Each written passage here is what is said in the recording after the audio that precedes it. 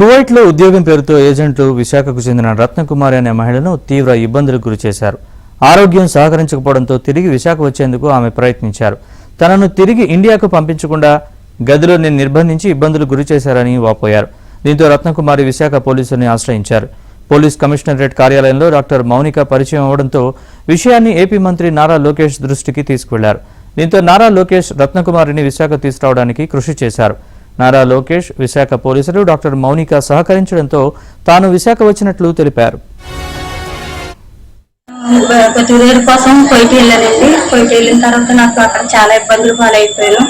చాలా నన్ను బంధించేసినట్టు చేశారు అక్కడ నన్ను. నేను మా వాళ్ళకి ఫోన్ చేయడం జరిగింది. మా వాళ్ళు ఏమొచ్చి ఉన్నత మేడం గారిని కలిశారు. మా ఉన్నత మేడం గారు కలిసి నా విషయం అంతా తెలుసుకుని లోకేష్ అన్న గారికి తెలియపరచడం జరిగింది. లోకేష్ అన్న గారు మా మీద శ్రద్ధ తీసుకుని, సుధాకర్ సార్ గారు కూడా శ్రద్ధ తీసుకుని నన్ను అక్కడ నుండి సేఫ్ గా తీసుకొచ్చి ఆఫీసులో ఉన్న నన్ను తీసుకొచ్చి ఎంబీసీలో చెప్పి నన్ను చాలా సేఫ్ గా తీసుకొచ్చి నన్ను ఇండియాలో తీసుకురావడం జరిగింది. అన్న లోకేష్ అన్న, థ్యాంక్స్ అన్న, మీకు ధన్యవాదాలు చెప్పుకుంటున్నాను. మేడం గారండి మీకు కూడా ధన్యవాదాలండి. సుధాకర్ సార్ మీకు కూడా ధన్యవాదాలు.